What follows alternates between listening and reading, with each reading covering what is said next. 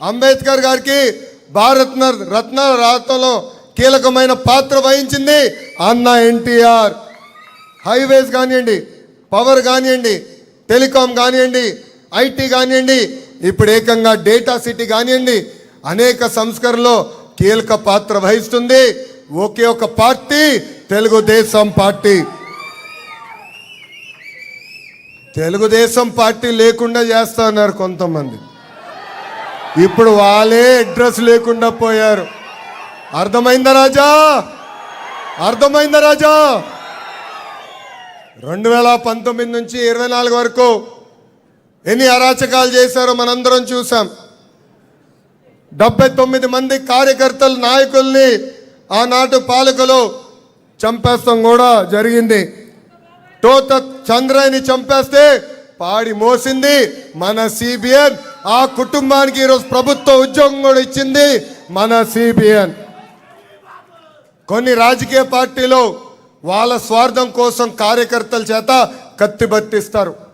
కానీ మన సిబిఎన్ కార్యకర్తల పిల్లలకి పుస్తకాలతో పట్టించారు. ఫ్యాక్షన్ దాడిలో మన కార్యకర్తలు చనిపోతే ఆ పిల్లల్ని స్వయంగా దత్తకు తీసుకుని చదివించి ప్రయోజకులుగా మార్చింది మన సిబిఎన్. నేను ఆ పిల్లల్ని పాదయాత్రలో కలిసా. ఒకరు డెలాయిట్, ఒకరు గూగుల్, అంతర్జాతీయ సంస్థల్లో వాళ్ళు పనిచేస్తాం కూడా జరుగుతుంది. కార్యకర్తలపైన, నేతలపైన కేసులు పెట్టారు. మన దేవాలయంగా భావించే ఈ తెలుగుదేశం పార్టీ కార్యాలయంపై దాడి చేశారు. మన సిబిఎన్ ఇంటిపై దాడి చేశారు. ఏం తప్పు చేయని మన సిబిఎన్ని 53 రోజుల్లో జైల్లో బంధించారు. వాళ్ళందరికీ చెప్తున్నా, క్లేమోర్ మైన్కే భయపడని బ్లడ్ మాది.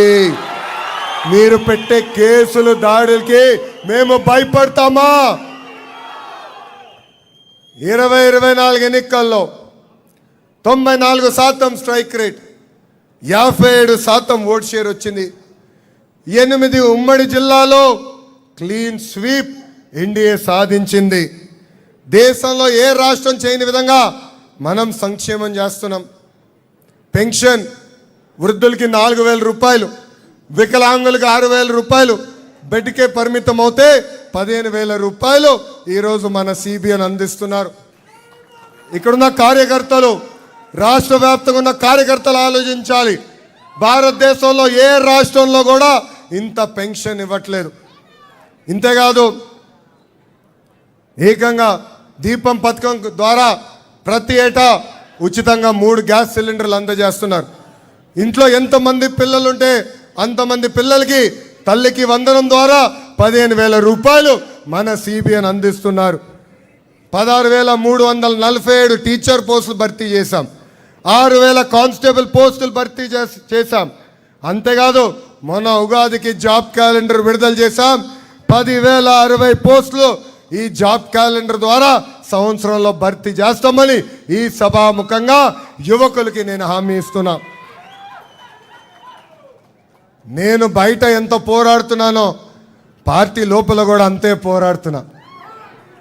సంస్కరణ కోసం మనందరం కలిసికట్టుగా పోరాడాలి. కష్టపడుతున్న కార్యకర్తలు మనం గుర్తించాలి. ఆ పవిత్రమైన బాధ్యత నా పైన కూడా ఉంది.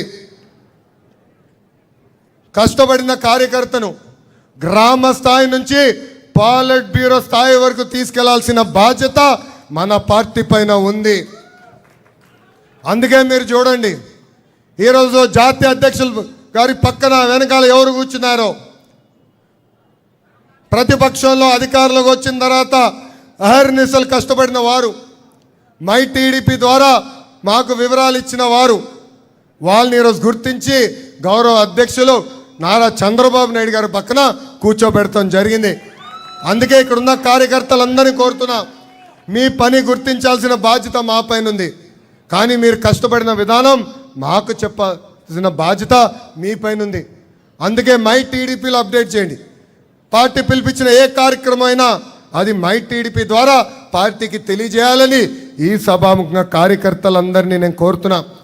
అంతేకాదు, మన పార్టీలో ఒక జబ్బు ఉందండి. ఆ జబ్బు పేరేంటి? గట్టిగా చెప్పండి. అలక. దానివల్ల నష్టపోయేది ఎవరు?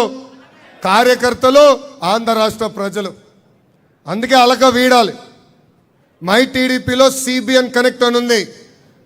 మీరు గౌరవ ముఖ్యమంత్రి గారికి ఏమైనా తెలియజేయాలన్నా, జాతీయ అధ్యక్షుల వారికి నేరుగా ఏమైనా తెలియజేయాలన్నా తద్వారా తెలియజేయచ్చు. అందుకే అలక మానేయండి, అవసరం లేదని ఈ సభాముఖంగా కార్యకర్తలందరికీ నేను పిలిపిస్తున్నా.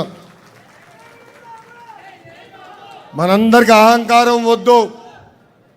గతంలో చూసాం, అహంకారం వస్తే 151 11కి పడిపోయింది.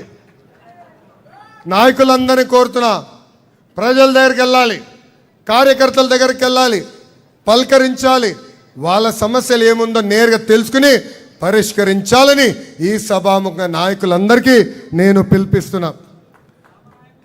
ఈ మధ్యన జగన్ చూస్తుంటే బాధేస్తుందండి. ఆయనకి క్రెడిట్ చోరీ డిసార్డర్, అంటే క్రెడిట్ చోరీ జబ్బు. దాని పేరు సిసిడి అని నేను పెట్టి ఆయనకు వచ్చిందండి. మొన్నే నుంచుని ఏకంగా ఆసిలర్ మిత్తల్ ప్రాజెక్ట్ ఆంధ్ర రాష్ట్రానికి రావట్లేదు, లోకేష్ అబద్ధాలు చెప్తానంటాడు. భూమి పూజ అయిన తర్వాత ఏకంగా ఆయన బయటకు వచ్చి నేనే తీసుకొచ్చాను, వాళ్ళ భూమి నేనే గెట్టేచ్చా అంటాడు. పాపం ఆయనకి ఈ జబ్బు నుంచి త్వరగా కోలుకోవాలని ఈ సభాముఖంగా ఆ దేవుడు కూడా నేను ప్రార్థిస్తున్నా. తెలుగుదేశం